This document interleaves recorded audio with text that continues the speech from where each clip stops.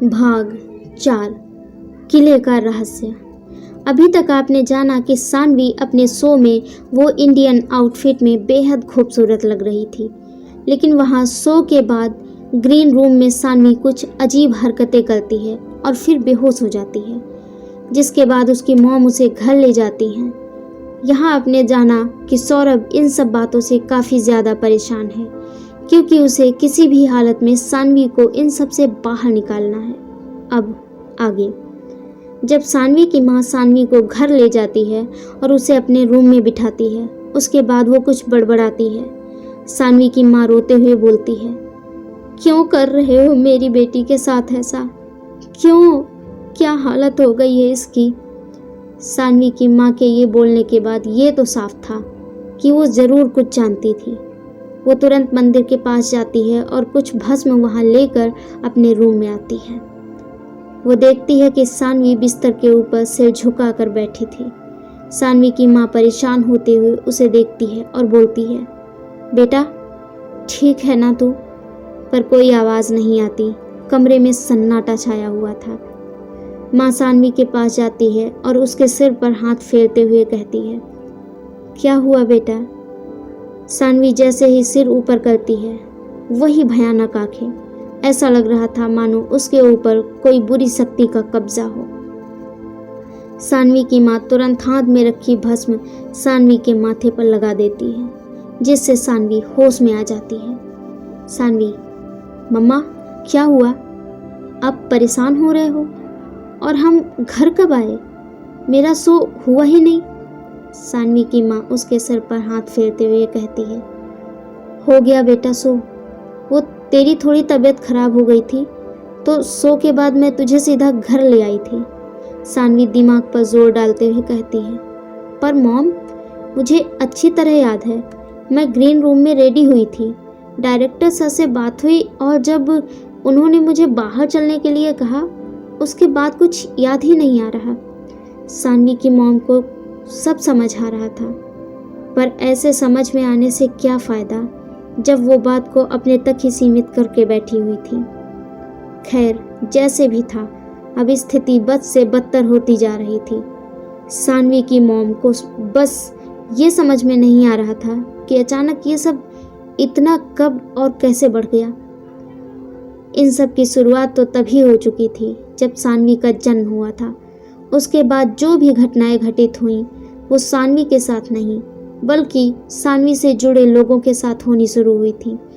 और सानवी के साथ ये सिलसिला उस दिन से शुरू हुआ जिस दिन से वो कुछ बड़ी हुई। लेकिन अब ये अति हो रहा था।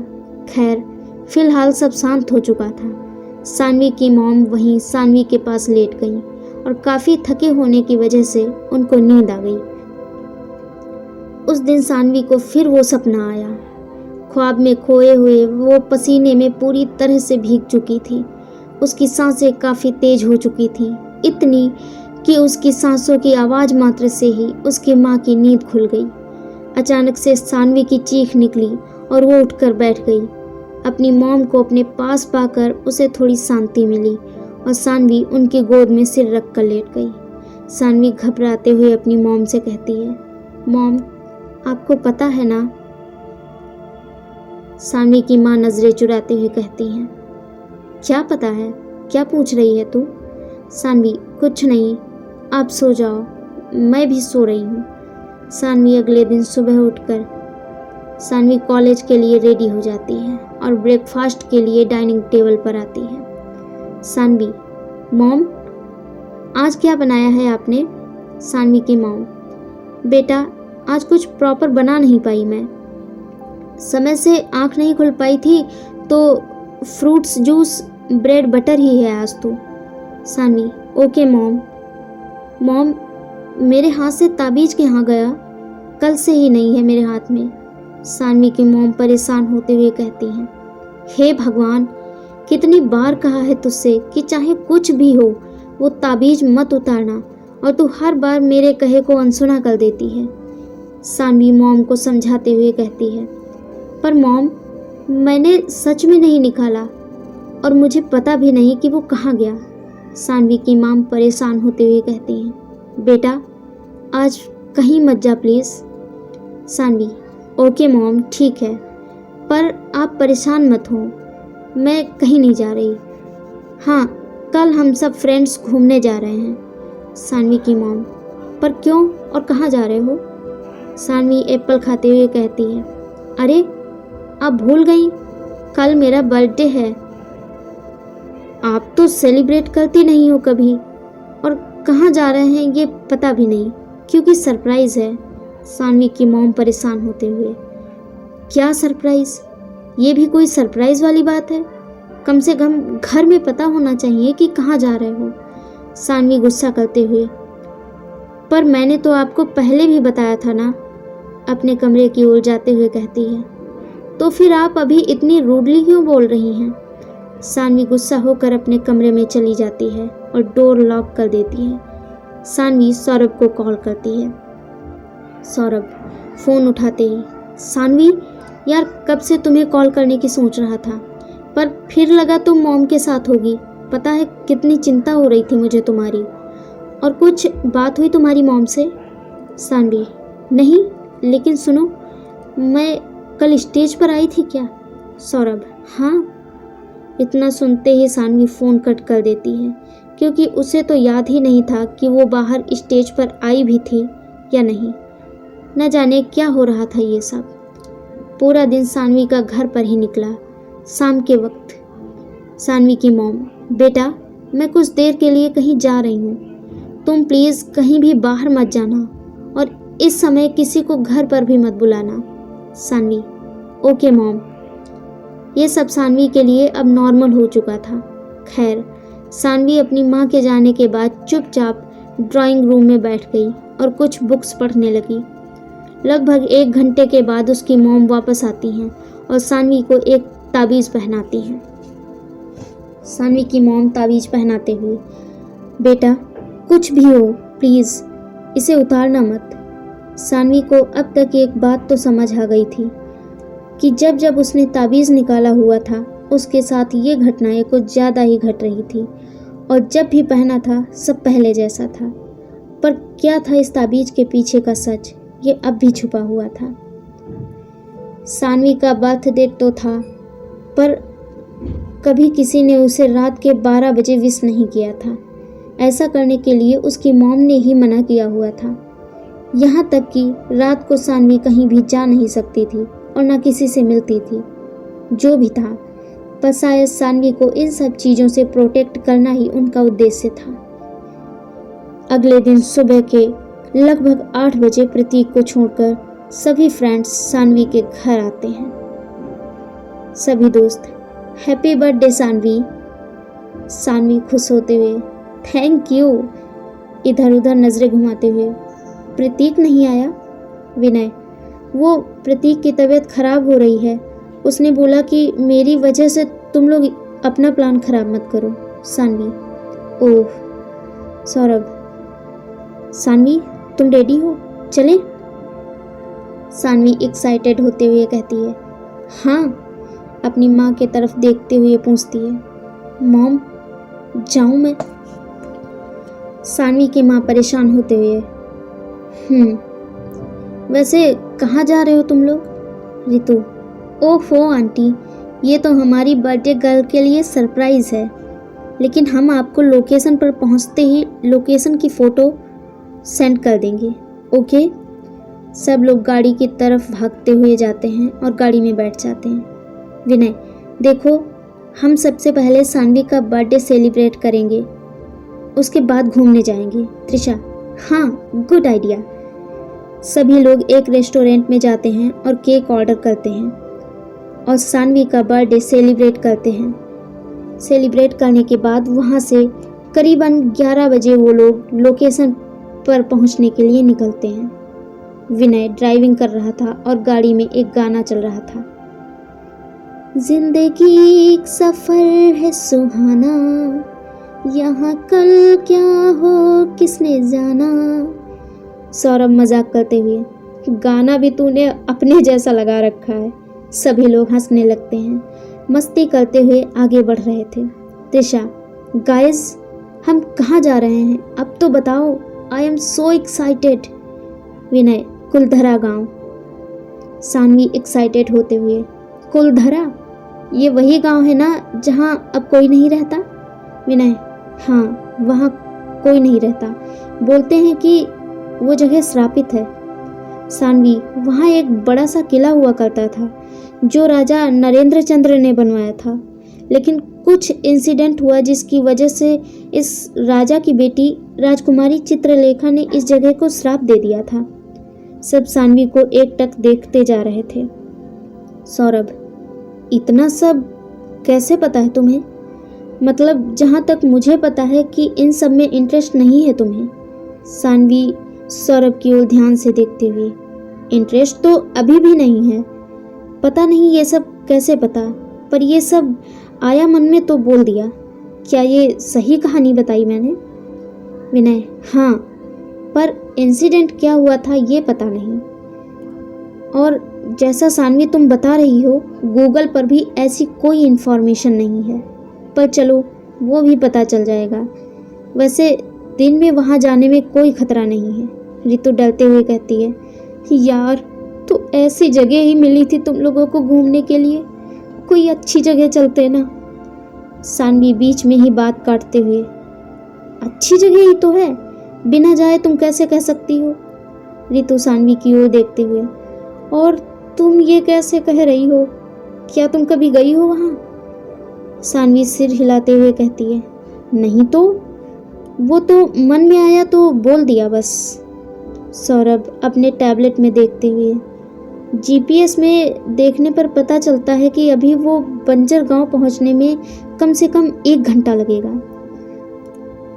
सानवी सौरभ की ओर देखते हुए, तब तो घर आने में रात हो जाएगी, मम्मा परेशान हो जाएंगी।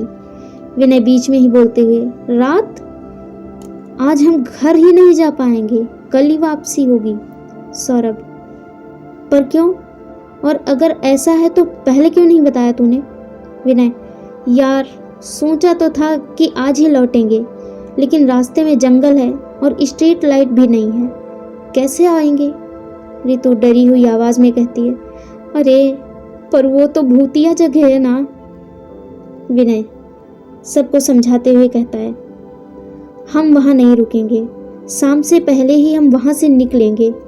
वहाँ से करीबन 4 से 5 किलोमीटर की दूरी पर एक रिसॉर्ट है।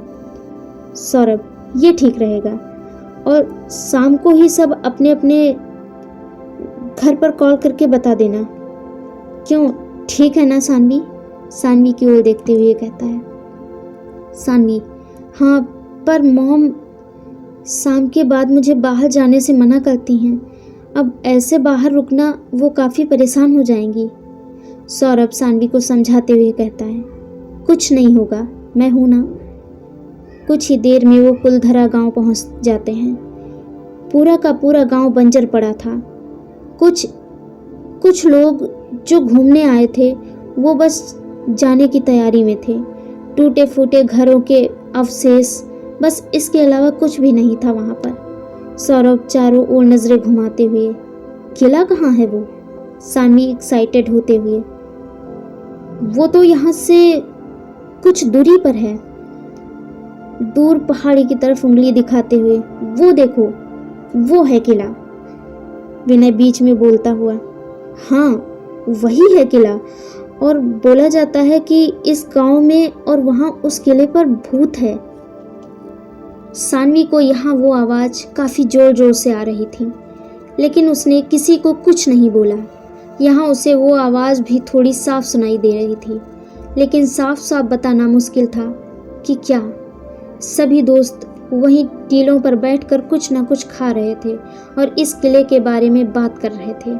सानवी उन आवाज़ों में खोई हुई थी और लगातार उस किले को ही निहारे जा रही थी। शाम को सब अपने अपने घर पर कॉल करते हैं, और सानवी ने जैसे ही अपने घर पर कॉल लगाई, सानवी की मॉम फ़ोन झट से उठाते ही, हाँ कहाँ हो सानवी? दिन ढलने वाला है, अब तक तो तुम्हें घर पर होना चाहिए था। सानवी, मॉम आज नहीं आ पाएंगे, रास्ते में जंगल है और स्ट्रीट लाइट भी नहीं है यहाँ। सानवी की मॉम परेशान होते हुए कहती हैं, पर तुम लोग इतना दूर गए ही क्यों? मैंने पूछा था तुमसे, कि कहाँ जा रहे हो, पर तुमने या तुम्हारे दोस्तों ने बताया ही नहीं। सानवी दुखी होते हुए, सॉरी मॉम, पर अब क्या करूं? फ़ोन देखते हुए, एक तो यहाँ नेटवर्क। सानवी की मॉम परेशान होते हुए, अब तुम करोगी भी क्या, ये बताओ। कहाँ गए हो? सानवी, कुलधरा गांव। सानवी की मॉम शौक होते हुए रिएक्ट करती है, क्या क्या कहा? कुलधरा गांव? इतने में ही फ़ोन नेटवर्क ना होने की वजह से डिस्कनेक्ट हो जाता है। सानवी पैर पटकते हुए कहती है, ये नेटवर्क को भी अभी मरना था। पता नहीं मम्मा कितनी परेशान होंगी। त्रिशा सानवी से कहती है, क्या हुआ? क्या कहा आंटी ने? कुछ प्रॉब्लम है? सानवी, कहना क्या है, परेशान लग रही थी बहुत, और जब मैंने यहाँ का नाम बताया तो कुछ अजीब सा रिएक्शन था, पर फिर फ़ोन ही कट गया। त्रिशा, तू परेशान मत हो और आंटी को मैसेज कर दे कि तू ठीक है और हम सब तेरा ध्यान रख रहे हैं। सानवी, सौरभ सानवी के कंधे पर हाथ रखते हुए कहता है, और मेरे रहते तुम्हें कुछ प्रॉब्लम हो भी नहीं सकती। कुछ भी मुसीबत आएगी तो पहले मैं रहूँगा वहाँ उन्हें फेस करने के लिए। अब तक सौरभ काफ़ी कुछ समझ चुका था, और ये भी कि जो भी हो रहा है वो ऐसे ही नॉर्मल तो नहीं है। सानवी सौरभ के कंधे पर सिर रखते हुए कहती है, थैंक यू, तुम नहीं होते तो पता नहीं क्या होता। सौरभ, अरे ऐसे कैसे नहीं होता? तभी एक झटका जैसा सौरभ को लगता है, जैसा पहले भी हो चुका था। तभी विनय उनकी ओर भागता हुआ आता है। विनय, हो गई बात घर में, और तुम दोनों लव बर्ड्स का हो गया हो तो अब चलें रिसॉर्ट्स? किले की ओर देखते हुए कहता है, या कल दिन में घूमेंगे आकर, पर अभी यहाँ से चलना ही ठीक है। सब हंसने लगते हैं, और सानवी को अब भी वो आवाज़ जो कि अब कुछ ज़्यादा ही प्रबल हो चली थी। सर्व को चीज़ें सानवी के अनुकूल लग रही थीं, इसलिए वो भी अब यहाँ से जल्द निकलना चाहता था। सब चलकर गाड़ी में बैठते हैं। जैसे ही विनय गाड़ी स्टार्ट करता है, गाड़ी स्टार्ट नहीं होती है। सब लोग काफ़ी परेशान हो जाते हैं, क्योंकि दिन ढलने वाला था। बहुत कोशिशों के बाद भी गाड़ी स्टार्ट नहीं होती है। सानवी को आने वाली आवाज़ें और तेज हो जा रही थीं, और सानवी अपनी मॉम के बांधे हुए ताबीज़ पर हाथ रख कर बैठी थी, शायद इसलिए कि कहीं वो खो न जाए, जैसा कि पहले भी हो चुका है। आखिर क्या था उस ताबीज़ में? क्यों सानवी की माँ सानवी को कुछ भी नहीं बता रही थी? आखिर क्यों कुलधरा गांव का नाम सुनते ही सानवी इतनी एक्साइटेड हो गई? कैसे उसे वहाँ के बारे में इतना कुछ पता है, जबकि इन सब में उसे कोई रुचि भी नहीं है? सानवी की माँ इस जगह का नाम सुनते ही इतना शॉक्ड क्यों हो गई?